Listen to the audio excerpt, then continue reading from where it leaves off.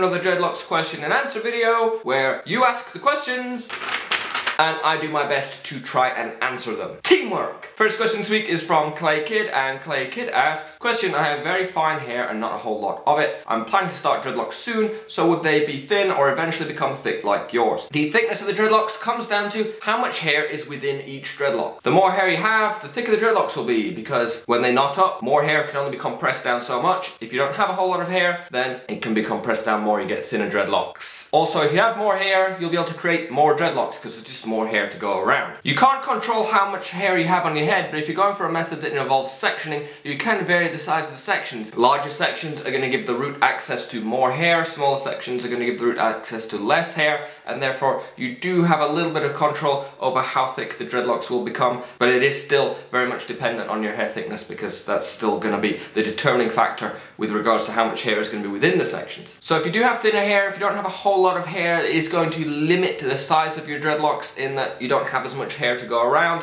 You will end up with thinner dreadlocks or fewer dreadlocks or thinner and fewer dreadlocks when compared to someone who has more hair, thicker hair. I myself do happen to have quite a lot of thick hair, and therefore I will be able to have more and thicker dreadlocks than someone who has thinner hair, someone who doesn't have as much hair. So if you do start your dreadlocks with thinner hair, as the dreadlocks form up and compress and mature, they will get slightly thicker than when they started because the hairs are compressing and building up, but it is unlikely that they would become as thick as my set in particular, simply because I have quite a lot of thick hair. Diana Rhoden asks, I know dandruff is just a big scary word for dead skin cells in your hair, but how do you deal with it and control it? Will washing dreads more often keep it at bay? Basically, I would just like to know all the ins and outs of dandruff and dreads. If you'd like to know all the ins and outs of dandruff and dreads, I do have a full video on itchy scalps and dandruff that I will link in the description. But briefly, dandruff is not something that can be cured. If someone has dandruff, they're always going to have dandruff. At least at the time of uploading this video, there is no permanent cure for dandruff. All you can do is treat the symptoms. Different soaps and different shampoos are going to have varying degrees of success when it comes to treating the symptoms of dandruff, and that's all you can really do, treat the symptoms of dandruff. My best advice when it comes to dandruff is just audition different shampoos until you find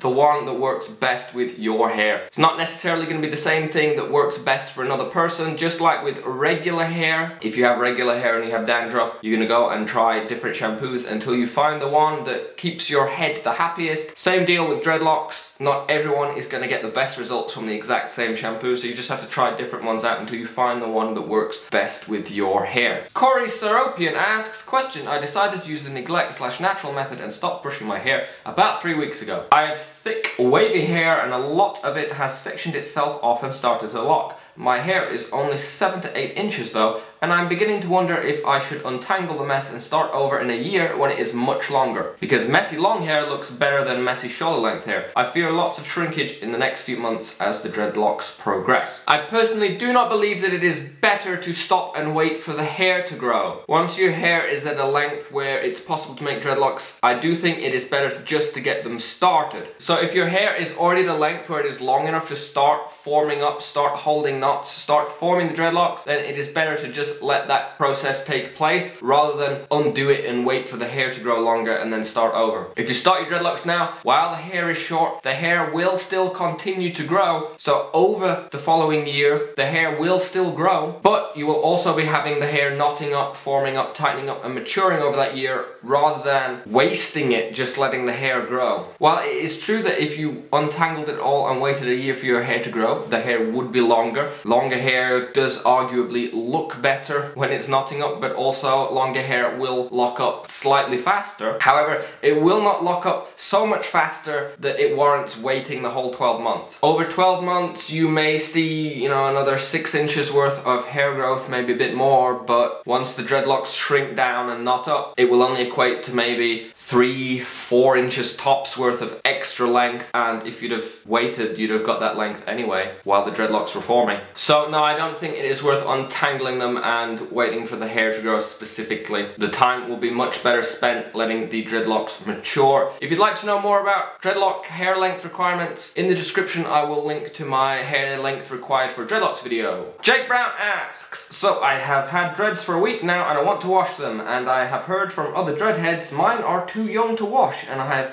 lots of loose hair, but I feel as if they might fall out if I wash them this early. At 1 week, you should be fine to wash the dreadlocks. This is no guarantee that they won't wash out though. If there are just not enough knots there, if they're not strong enough, if they're not together enough, then they can simply just wash out. But there is not that much of a benefit from waiting longer than a week. If you wait longer than a week, they're just going to get greasier and greasier, and when the hair is greasy, when it is oily, it is less likely to knot up. You could wait 2 weeks if you wanted, but that second week is unlikely to lead to the dreadlocks getting a whole lot stronger, because the hair's just not going to do a whole lot while they're oily and greasy. So if you did wash the dreads after a week and found that they came undone, they would have still most likely washed out after 2 weeks, even if you'd waited that extra week. So I would not recommend waiting longer than a week. Just get the wash out of the way. They either hold up or they don't. Usually they will hold up fine if things have all gone well. They will get messier and looser, but that's,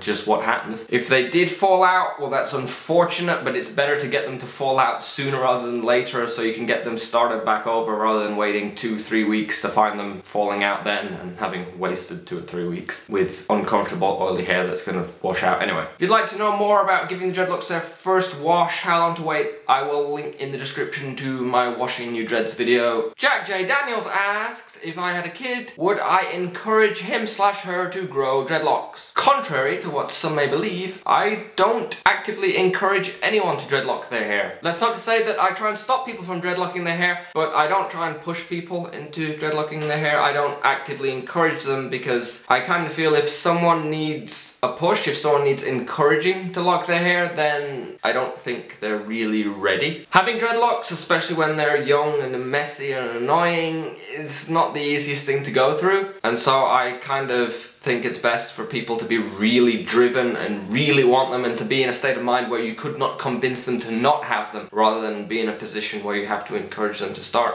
If I had a kid who was that driven and that determined, then I don't think I would be able to stop them anyway. It's quite difficult to stop someone from getting dreadlocks if they're really determined anyway, because it's not like you can hold them down and brush their hair and force them to not have dreadlocks. I don't think it'd get quite that bad, but I would really make sure that they are 150% certain of their decision. Those are my questions for this week. If you'd like to ask me a question to be answered in my dreadlocks Q&A video, you can leave it in the comment section below. Please write question at the start of your comment and then it will join the queue. Or you can join the Facebook page at facebook.com/lazydreads, and then when I post a status that roughly sounds like, do you have any questions for the Dreadlocks Q&A? If you post your question as a response to that status, whichever response gets the most likes, by the time that I next come around to film the Q&A, that question will get answered straight away in the next video, rather than having to wait its time out in the queue. If you like this video, if you found it helpful, useful, informative, fun in any way, you can click the like button. If you'd like to see more videos from me in the future, you can of course subscribe. If you're looking for dreadlocks tips, help, advice, guides, information, things of that nature, you can of course find all my content on lazydreads.com. I'd like to thank you guys for watching. I hope to see you again soon. Farewell!